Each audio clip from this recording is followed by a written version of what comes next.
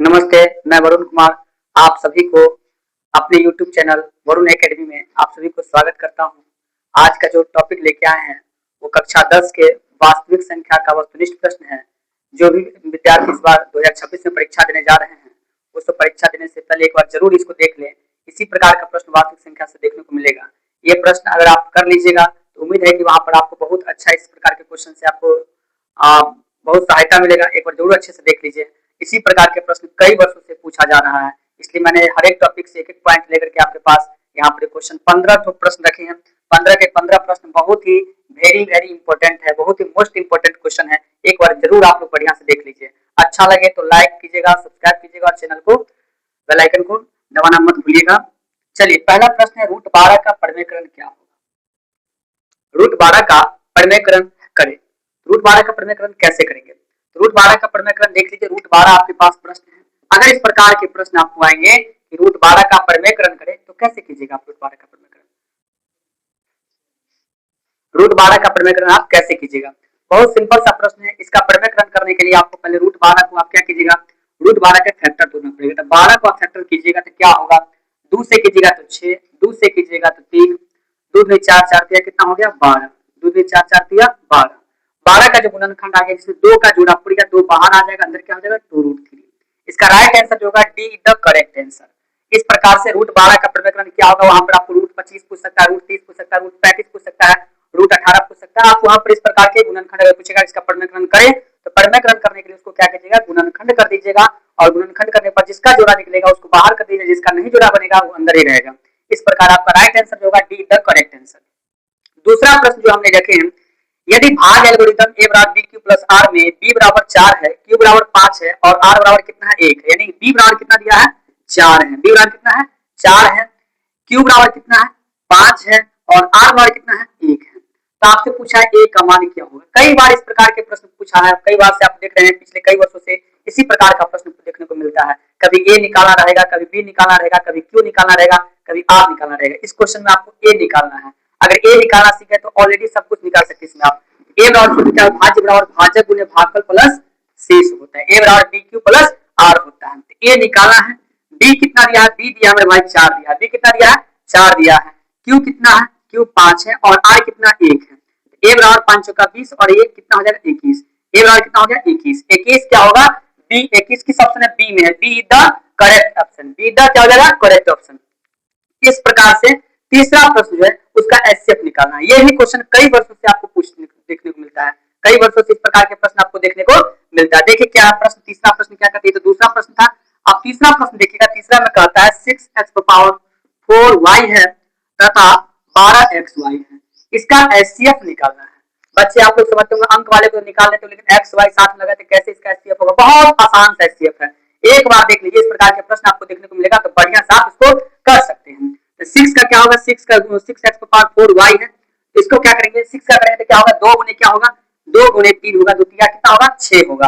और x कितने बार है मेरे भाई? 4 बार है। x 4 बार लिख देंगे। x कितना बार लिखेंगे? 4 बार। और y लिख देंगे। फिर क्या है भाई? गुना में। फिर 12xy है। 12xy इसको कैसे करेंगे? इसका भी फिर पहले गुणनखंड करें। 12 का गुणनखंड क्या? 2 दूनी 4, 4 तिया कितना होगा?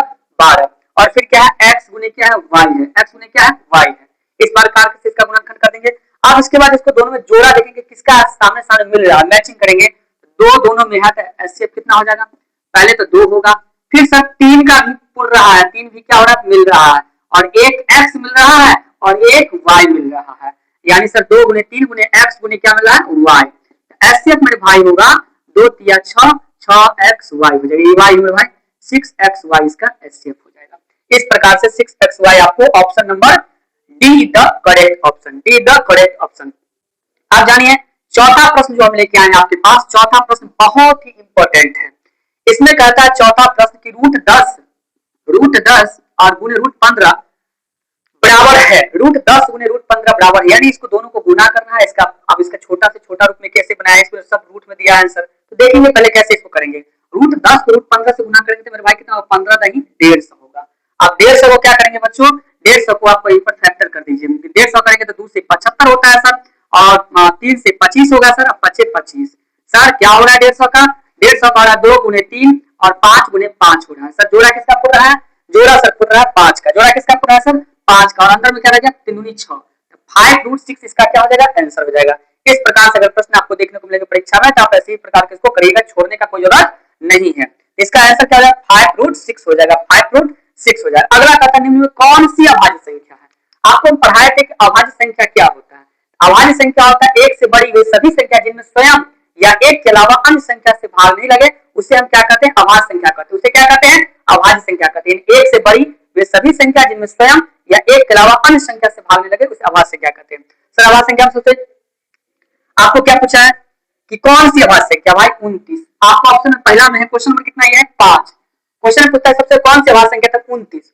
29 में क्या किसी और संख्या से भाग लगेगा, नहीं सर, 29 में स्वयं से लगेगा या तो 29 से लगेगा, इसलिए इसका आंसर राइट ये नहीं होगा, इसका राइट आंसर नहीं होगा।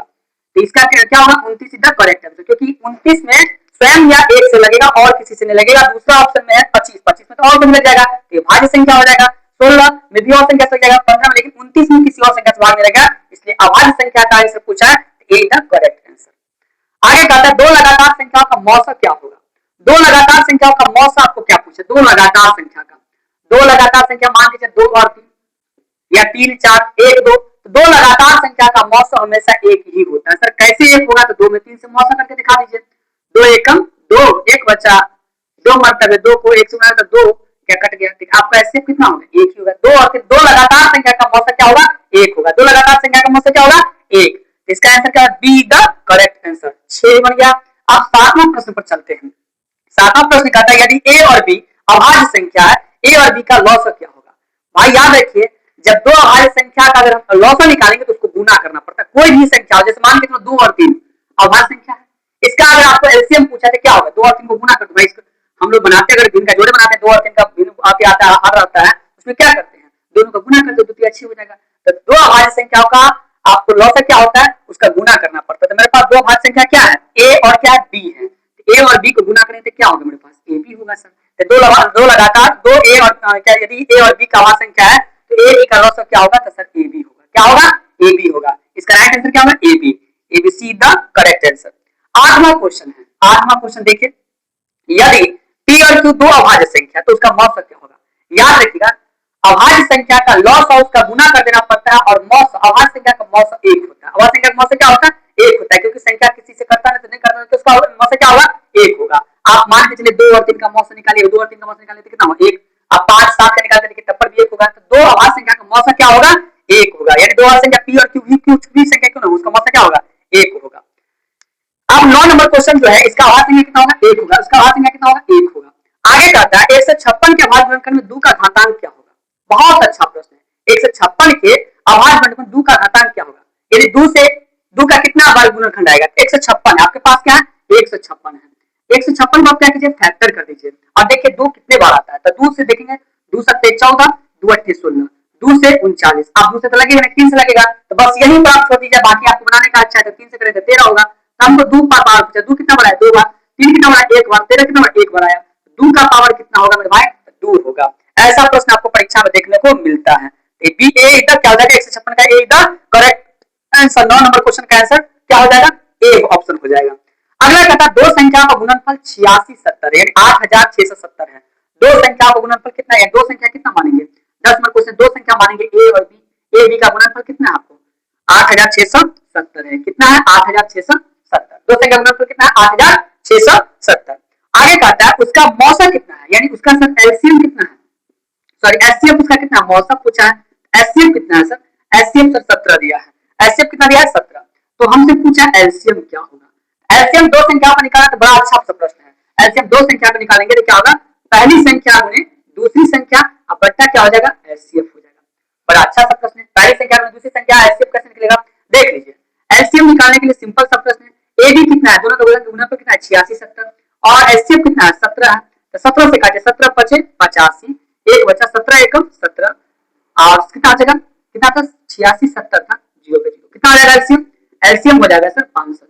दो संख्या का अगर दो संख्या का मौसा या दो संख्या का लौसा इस प्रकार का प्रश्न रहेंगे तो आप समझिएगा कि इसका इसी प्रकार से किया जाता है। ठीक है आगे देखते हैं 11 नंबर क्वेश्चन की बात करेंगे। 11 नंबर क्वेश्चन इसका आंसर क्या हो जाएगा, इसका आंसर डी द क्या हो जाएगा D the correct option. D the क्या हो जाएगा करेक्ट ऑप्शन यानी 510 500 कितना हो जाएगा 10 हो जाएगा।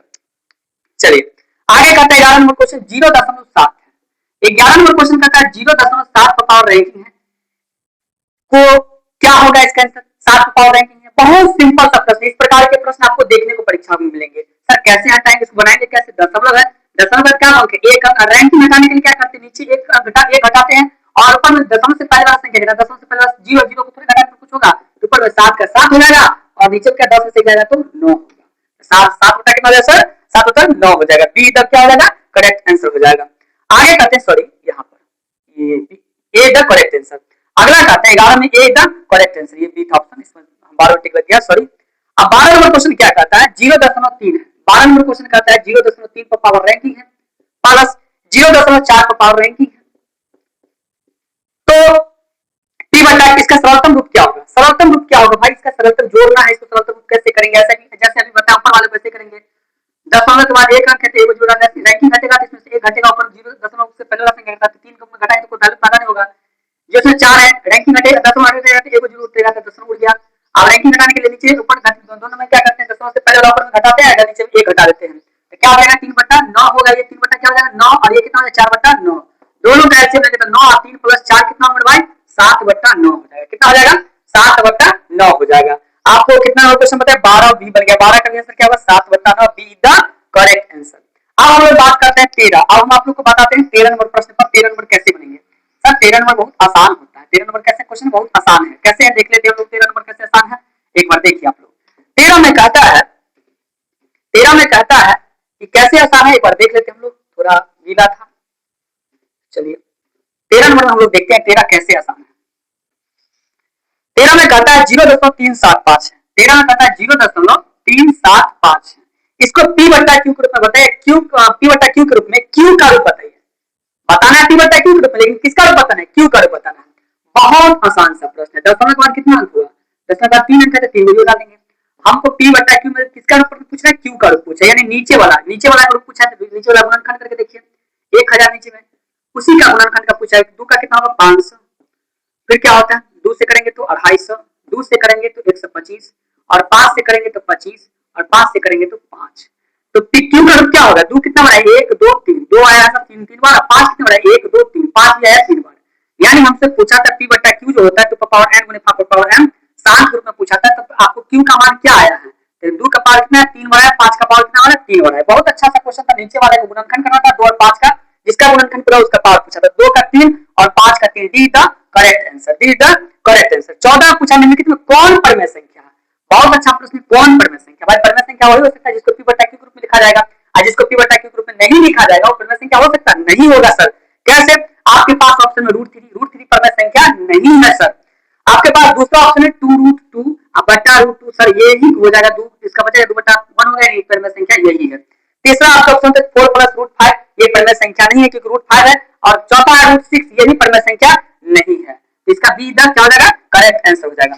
15 नंबर ऑप्शन, 15 नंबर ऑब्जेक्टिव लेके आया, उसका नाम 8 पर पावर 0 है और 2 पर पावर कितना है? 0 है। सर इसका क्या होगा? बहुत आसान है। इस प्रकार के प्रश्न अगर आप देखिएगा तो मत घबराइएगा। इसका पावर 0 का वैल्यू क्या हो जाता है? 1 हो जाता है। क्या होता है? वो संख्या का सम एक बार का गुणनांक माना जाता है, यानी दोनों का गुणन क्या हो जाएगा? 1 माना जाएगा। जब ये पावर 0 रहेगा तो क्या मानेंगे इसको हम लोग? 1 मानते हैं। इसका पावर का मान क्या मानते हैं? 1 मानते हैं। ठीक है, यही आपके पास था पहला चैप्टर में। एक बार इसको जरूर आप लोग जाने से पहले, परीक्षा में जाने से पहले इस बार जरूर देख लीजिए। इससे आपको संभावित प्रश्न रहने का उम्मीद है। एक बार देख लीजिएगा क्योंकि इसी प्रकार के प्रश्न कई वर्षों से, पिछले कई वर्षों से पूछा गया है। ये सभी पीछे पूछा गया प्रश्न है। इसको मैंने आपको सीरीज लेकर के आए थे, और इसके बाद हम नेक्स्ट अगला चैप्टर बहुपद और समीकरण का एक और नया सीरीज आपके पास लेकर के आ रहे हैं। आप लोग देखिए। धन्यवाद।